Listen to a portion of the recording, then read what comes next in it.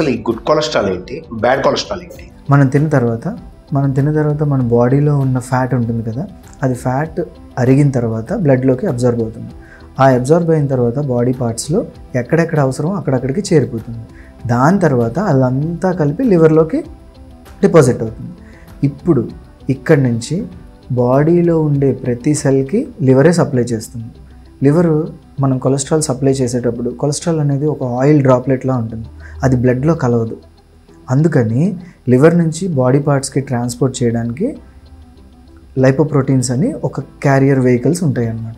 మనం LDL, HDL అని అంటాం కదా, అవే లివర్ నుంచి బాడీకి తీసుకెళ్లే క్యారియర్స్ని ఎల్డిఎల్ అంటాం, లో డెన్సిటీ లైపోప్రోటీన్స్. అది క్యారీ చేసే కొలెస్ట్రాల్ని ఎల్డిఎల్ కొలెస్ట్రాల్ అంటాం. అలాగే బాడీ పార్ట్స్ యూజ్ చేసుకున్న తర్వాత మళ్ళీ ఆ మిగిలిన కొలెస్ట్రాల్ని తీసుకొచ్చి లివర్కి చేర్చాలి కదా, దానికోసమని హెచ్డిఎల్ అని క్యారియర్ ఉంటుంది. దాన్ని హై డెన్సిటీ లైపోప్రోటీన్స్ అంటాం అన్నమాట. సో దానివల్లనే ఇదేం చేస్తుంది, లివర్ నుంచి బాడీకి తీసుకెళ్తుంది. ఓకే. హెచ్డిఎల్ ఏం చేస్తుంది, బాడీ పార్ట్స్ నుంచి లివర్కి తీసుకొస్తుంది.